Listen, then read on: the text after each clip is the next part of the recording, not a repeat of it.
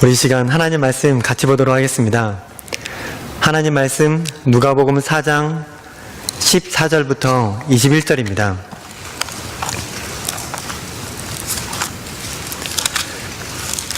이 시간 하나님 말씀 누가복음 14장부터 21절까지입니다.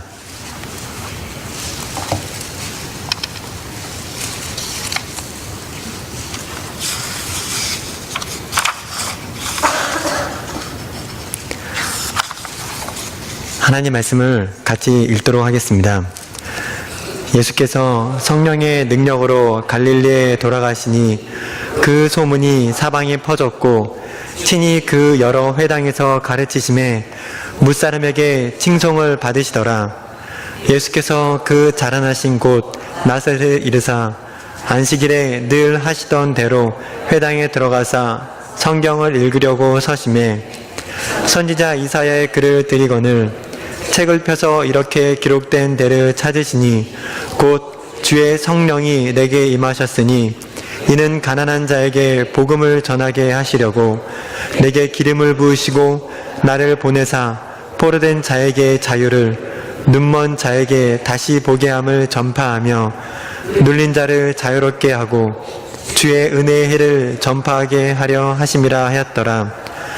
책을 덮어 그 맡은 자에게 주시고 앉으시니 회당에 있는 자들이 다 주목하여 보더라. 이에 예수께서 그들에게 말씀하시되 이 글이 오늘 너희 귀에 응하였느니라 하시니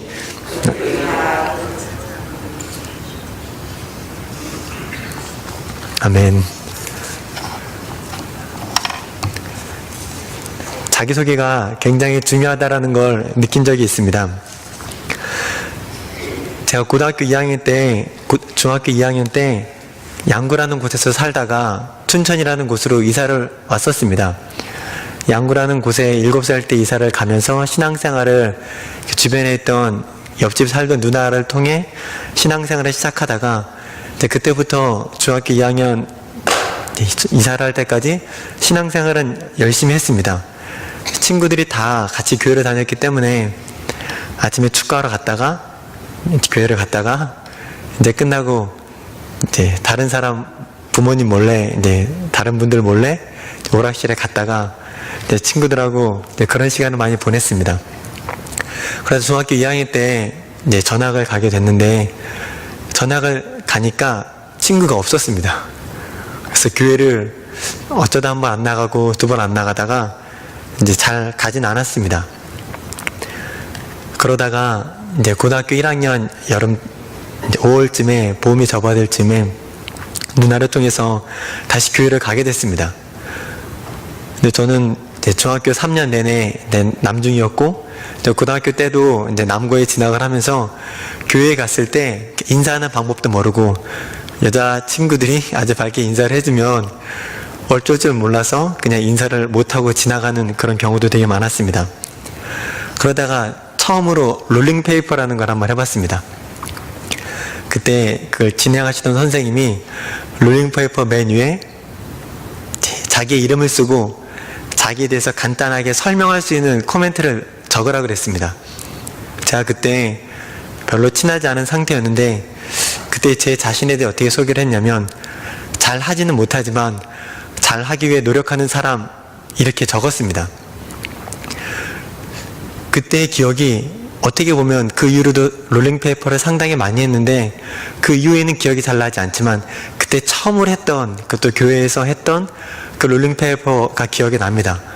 그리고 제 자신을 잘 알지 못하는 교회 친구들이나 동생들이나 선배들한테 짤막한 제 자신의 소개글이 되게 기억에 많이 남습니다. 한 가지 아쉬운 게 있다면 제가 그때 잘 못하지만 잘하려고 노력하는 사람이라고 썼는데 제가 잘 못한다라는 겁니다. 그때 잘 못한다라고 써서 그런지 모르겠지만 잘 하려고 많이 노력은 하는데 늘 잘 못합니다. 그래서 한 가지 아쉬운 점은 그때 잘 하는데 더 잘하려고 노력하는 사람이라고 썼으면 어땠을까라는 생각을 합니다.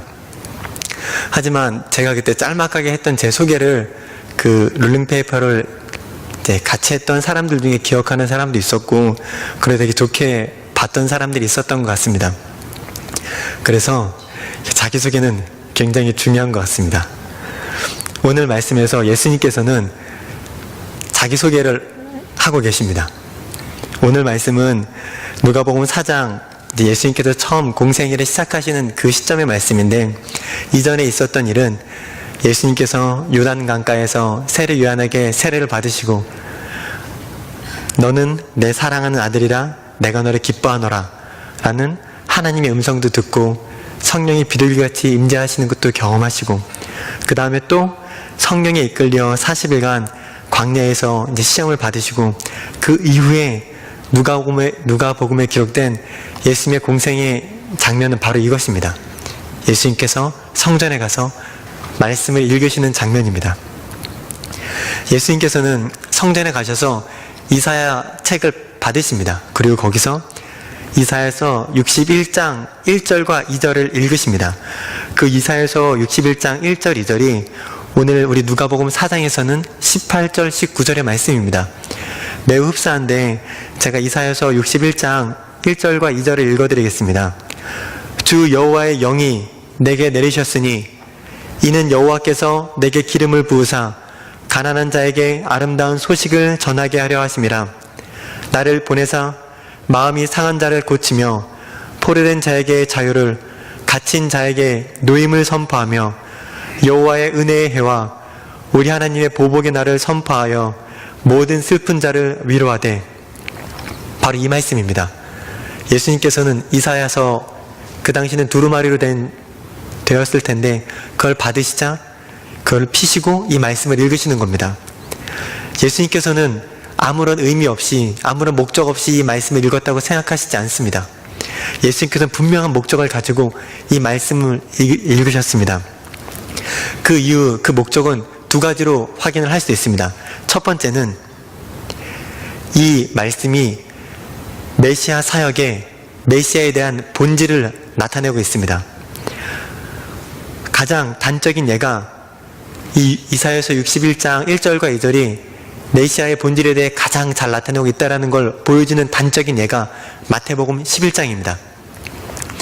마태복음 11장에 보면 세례 요한이 감옥에 갇힌 상태에서 제자들을 보내어 예수님께 한 가지 질문을 하게 합니다. 그 질문은 바로 이것입니다. 제자들이 예수께 묻기를, 예수께 여짜오되 오실 그이가 당신 이언이이까 우리가 다른 일을 기다리오리이까. 세례 요한은 감옥에 있으면서 예수님께서 약속하신 그분이 맞는지 정말로 확실하게 알고 싶어 제자들에게 예수님을 보냅니다. 그리고 제자들한테 이 질문을 하게끔 합니다. 그때 예수님께서 하셨던 대답이 이렇습니다. 예수께서 대답하여 이르시되 너희가 가서 듣고 보는 것을 요한에게 알리되 맹인이 보며 못 걷는 사람이 걸으며 나병 환자가 깨끗함을 받으며 못 듣는 자가 들으며 죽은 자가 살아나며 가난한 자에게 복음이 전파된다 하라 라고 예수님께서는 대답하십니다. 예수님께서는 세례 요한의 제자들에게 자신이 메시아임을 증명하기 위해서 이렇게 말씀하신 것입니다. 맹인이 보는 것과 병과 죽음에 사로잡혔던 자들이 나음과 해방을 입고 가난한 자에게 복음이 전파된다고 말씀하여 주시는 것입니다. 즉 예수님께서는 자신이 메시아임을 증거하기 위해 이사야서 61장 1절과 2절의 말씀을 세례 요한의 제자들에게 한 것입니다. 이 이사야서 62장 1절과 2절 말씀은 메시아를 기다리는 사람이라면, 성경에 대해 관심이 있고 말씀에 대해 아는 분들이라면 이 말씀이 메시아를 예표한다는 것을 알고 있습니다. 즉 이사야서 62장 1절과 2절을 예수님께서 읽으신 것은 자신이 메시아임을 증거하기 위함입니다.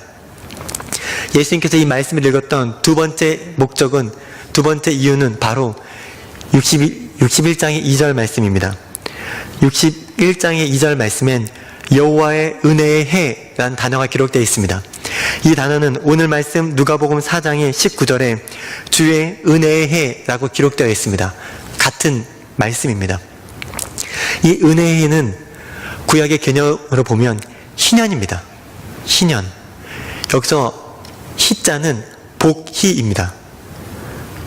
한자어로 복희인데 그 말뜻은 후는 행복 또는 신이 주시는 즐거움이란 뜻이 있습니다.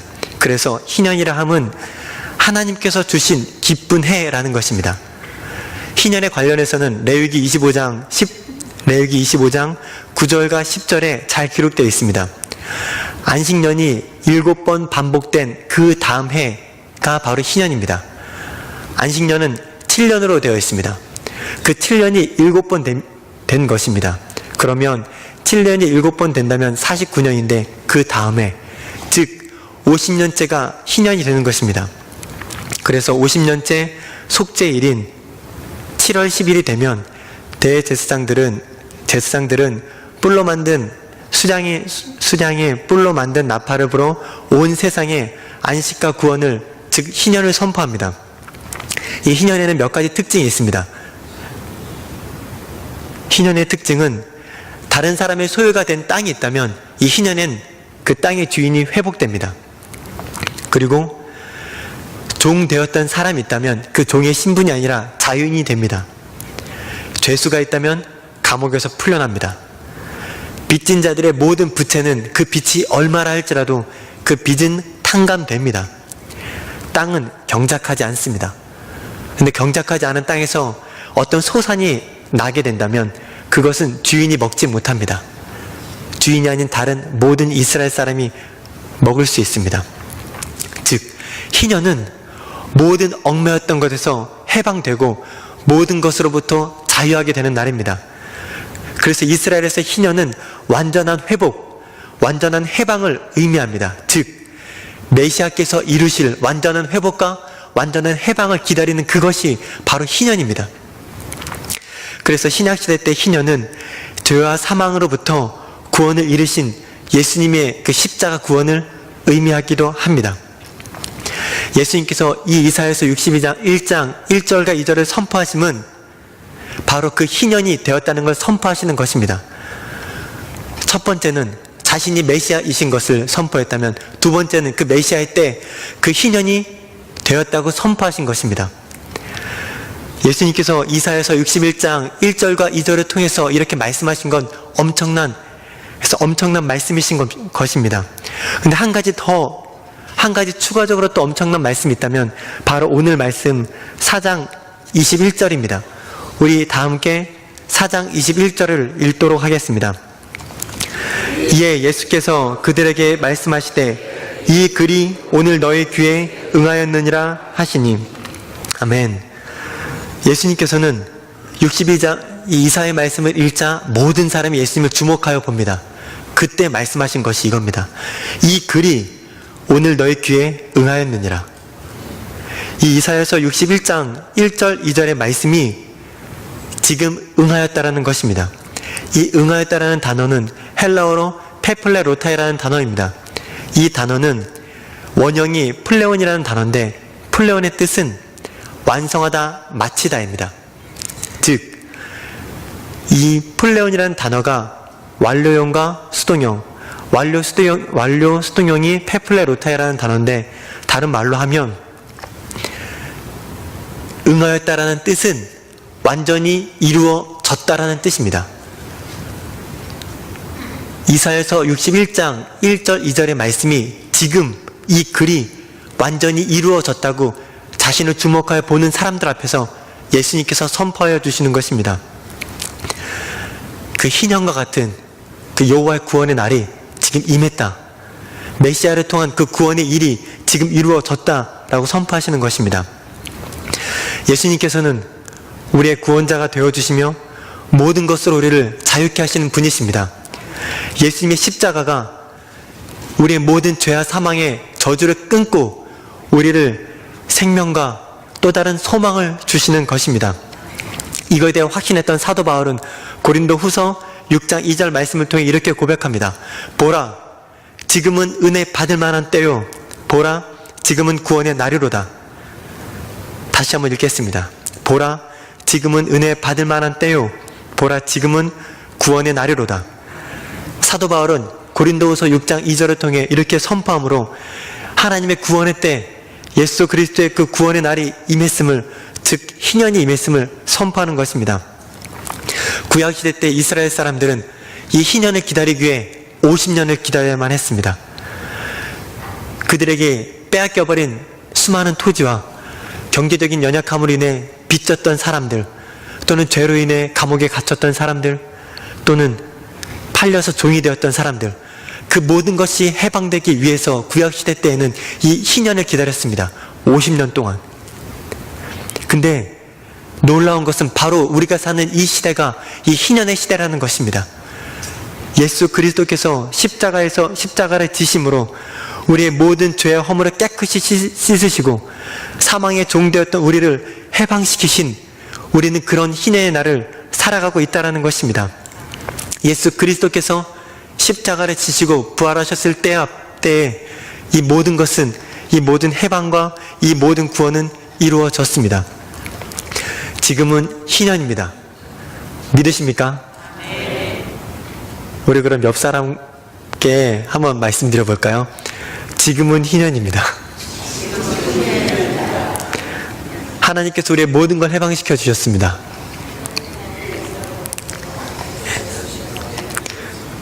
한 번만 더 고백할까요? 기쁘시죠? 저도 기쁩니다. 우리가 희년을 대하는 우리의 자세가 예수님의 그 구원, 예수님의 그 십자가를 통해 정말로 기뻐하면서 그 기쁨을 드러낼 수 있었으면 정말로 좋겠습니다. 그런데 이 희년에는 한 가지 제한이 있습니다. 그것은 예수님의 십자가를 믿는 자만 이 희년의 은혜를 누릴 수 있다는 것입니다. 구약시대 때에는 이 희년을 기다리기 위해, 이 희년을 누리기 위해 50년을 기다려야만 했습니다. 하지만 지금은 기다릴 필요가 전혀 없습니다. 우리가 매일매일 숨쉬고 우리가 매일매일 살아가는 이 시점이, 이 시간이 바로 희년인 것입니다. 하지만 이 희년의 한 가지 제한은 예수 그리스도를 믿는 분만 누릴 수 있다는 것입니다. 예수님을 그리스도로 고백하는 분들만 이 희년을 누릴 수 있는데, 그러면 우리는 이제 무엇을 해야 할까요? 당연히 전도해야 합니다. 지금은 은혜 받을 만한 때요, 구원의 날이라는 그 사실을 모든 분들에게 가서 증거해야만 합니다. 예수 그리스도께서 죄와 사망의 모든 권세를 끊고 우리에게 생명과 그 소망의 법을 주셨다는 것을 많은 사람에게 증거해야만 합니다. 하지만 때로 전도하는 것이 쉽지 않다고 느껴질 때가 있습니다. 그것은 모든 그리스도인들은 전도가 당연히 중요하다는 것을 알고 믿고 있지만, 우리 삶 가운데 일어나고 있는 크고 작은 일들이, 때로는 너무나 급박한 일들이, 때로는 너무나 무게가 커서 너무나 중요해서 내 마음과 내 생각을 짓누르는 그런 크고 작은 일들이 있기 때문에 그렇습니다. 또한 우리가 전도를 잘 못하는 이유는 이런 일들로 인해 우리 가운데 구원의 감격이 식었을 때가 있습니다. 예수님을 처음 만났을 때는 그 구원의 감격이 너무나 좋고 예수님을 전해야 할 것만 같고 예수님을 생각만 하면 너무나 좋지만, 어느 순간 우리는 삶의 여러 가지 상황 속에서 그 구원에 익숙해져 버리고 머리로는 분명히 알고 있지만 그것이 우리 마음 가운데 감격이 되고 우리 마음 가운데 고백이 되지 않을 때가 많습니다. 그렇게 그 구원의 감격이 우리 삶에 익숙해질 때 우리는 전도하기가 때로는 쉽지 않습니다. 그렇게 우리 가운데 구원의 감격이 사라지게 되고 우리 눈앞에 당면한 과제를 바라보게 될 때 우리는 이 땅 가운데 예수님이 없어 죽을 수밖에 없는 분들을 바라보지 못합니다. 우리가 은혜를 누릴 때에는 예수님의 그 이름이 없는 자들을 보면 우리 마음이 아프고 답답하고 복음을 전하지 못하는 그 상황이 안타깝게 느껴지는데, 우리의 상황과 우리 상황 때문에 그 구원의 감격이 차츰차츰 사라진다면 우리의 눈은 다른 사람을 바라보는 것이 아니라 자기 자신만, 자기 스스로만 바라볼 때가 많이 있습니다. 하지만 정말로 감사하게도 하나님께서 우리에게 하나님께서 우리에게 주신 정말로 큰 은혜 중에 하나는 사람이 죽을 때 가장 진솔해지고 가장 중요한 것에 집중한다는 사실입니다. 그래서 인생의 마지막 때에 죽음이 임박한 순간이 되면 우리는 가장 중요한 것에 집중할 수 있고 가장 중요한 것을 말할 수 있습니다. 그래서 어찌 보면 유언은 그런 의미에서 매우 가치가 있고 의미가 있습니다. 지난번 담임 목사님께서 설교 중에 목적이 이끄는 삶이라는 책을 쓰신 릭 워런 목사님의 그 일화를 말씀해 주신 적이 있습니다. 릭 워런 목사님의 아버지께서 죽으실 때, 돌아가실 때 그 아들 릭 워런 목사님께 하셨던 그 유언의 말씀을 하셨습니다. 담임 목사님의 그 설교를 듣고 인터넷을 한번 검색을 해봤습니다. 인터넷에는 그 사원과 관련된 짧지 않은 글이 있었는데 그 글을 읽으면서 작은 부분만 발췌해서 왔습니다. 제가 그 부분을 읽어드리도록 하겠습니다. 릭 워런 목사님의 고백입니다. 아버지는 계속 침대에서 나오려고 애를 쓰셨다. 아내 케이는 그런 아버지를 진정시키려고 노력했다. 짐이 지금 무엇을 하려고 그러세요? 무엇을 원하세요? 라고 묻자 아버지가 힘들게 말씀하셨다. 한 명이라도 더 예수님께 가도록 해야 해. 한 명이라도 더. 그는 병상에서 이 말을 수백 번이나 되뇌었다. 거친 숨을 몰아쉬면서 아버지가 한 말씀은 바로 한 명이라도 더 주님께 인도해야 한다는 주님의 지상 명령이었다. 육신의 마지막 숨을 내쉬는 아버지를 옆에 두고 난 머리를 수그리고 울기 시작했다. 그때 아버님의 손이 내 머리에 얹으시더니 축복하시듯 말씀하셨다. 릭, 한 명이라도 더 주님께 인도하거라. 한 명이라도 더. 그 순간 그 말씀을 내 인생의 주제로 삼기로 결정했다.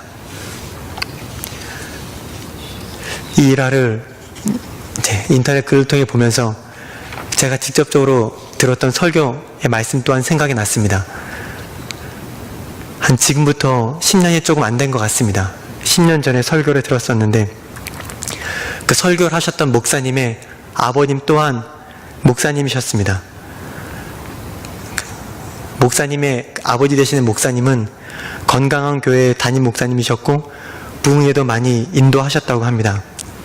그런데 임종하시기 몇 개월 전에 이제 의식이 있으셨다가 없으셨다가 하는 과정이 반복되었다고 합니다.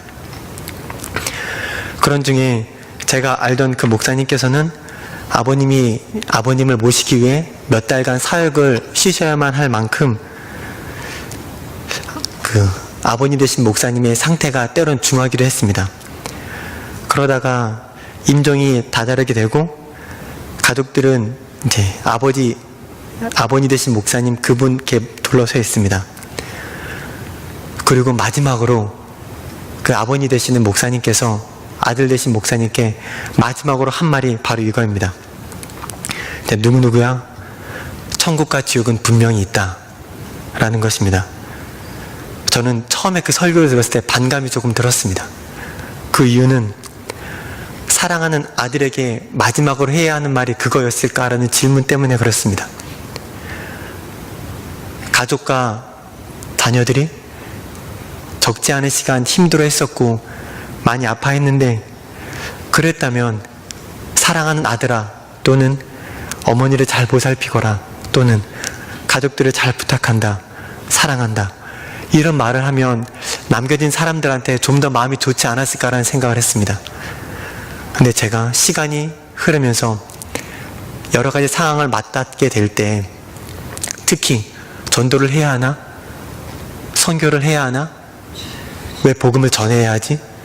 크고 작은 질문 속에서 해답이 되었던 한 문장이 있습니다. 그것은 바로 천국과 지옥은 분명히 있다라는 이 한 문장이었습니다. 이 한 문장을 떠올리게 되면 많은 고민이 사라집니다. 그리고 목적이 뚜렷해지고 분명해집니다.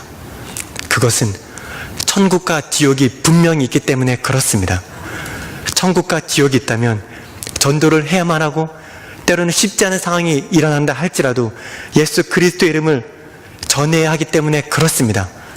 예수 그리스도의 이름이 있어야만 천국에 갈 수 있고 예수님의 그 이름이 없다면 천국에 갈 수 없기 때문에 이미 천국을 약속받은 우리는 천국 가족이 분명히 있다는 사실을, 이 진리를 가지고 아직도 예수님을 모르는 자들에게 복음을 전해야만 하는 것입니다. 그러면서 이 유언에 담긴, 시간이 흐르면서 이 유언에 담긴 무게와 이 유언이 얼마나 중요한지 깨닫게 되면서 저도 제가 직접적으로 아버님께 받은 유언은 없지만 저도 이 말씀을, 이 한 문장을 제 마음 가운데 가장 큰 부분에 두려고 결심을 했었습니다. 그리고 계속적으로 전도, 계속적으로 선교에 매진을 해야 된다라는 마음의 결심을 했습니다. 지금은 기쁨의 50일입니다. 예수님께서 죽으시고 부활하신 이후에 그 부활의 기쁨을 가지고 예수님의 그 이름을 전하는 기쁨의 50일입니다. 어쩌면 기쁨의 50일 이 기간이 희년과 가장 의미적으로 가깝지 않을까라는 생각을 해봅니다. 우리는 먼저 예수 그리스도의 십자가 죽으심과 부활하심을 기억하며 기뻐해야만 합니다. 그리고 기쁨이 우리 가운데만 머물러 있는 것이 아니라 천국과 지옥은 분명히 있다라는 그 진리 아래 예수 그리스도의 그 이름을 증거해야 합니다. 우리는 먼저 다시 한번 예수님의 그 십자가 구원에 대한 감격을 회복해야 합니다. 기쁨을 회복해야 합니다. 그리고 나서 그 구원의 감격과 기쁨을 가지고 다른 사람에게 가서 예수님을 전해야만 합니다. 우리는 분명 연약합니다. 하지만 우리 안에 계신 하나님은 크시고 우리의 입술은 연약하지만 우리가 말하는 하나님의 그 말씀엔 능력이 있습니다. 우리의 연약함이 아닌 우리를 위해 죽으신 예수 그리스도를 바라보며 우리는 전도해야만 합니다. 분명히 하나님이 우리보다 앞서 행하실 것입니다. 분명히 우리가 하나님께 순종하려고 나아간다면 하나님께서는 연약한 우리의 순종을 통해 역사하시고 영광을 받아 주실 것입니다. 지금은 터별로 전도하는 기간입니다. 전도를 많이 어려워하시고 때로는 직장 생활을 하시거나 여러 가지 바쁜 생활이 있으시면 전도가 어렵겠다는 생각도 공감될 때가 있습니다. 하지만 지금 우리가 바라봐야 할 것은 우리의 연약한 상황이 아닙니다.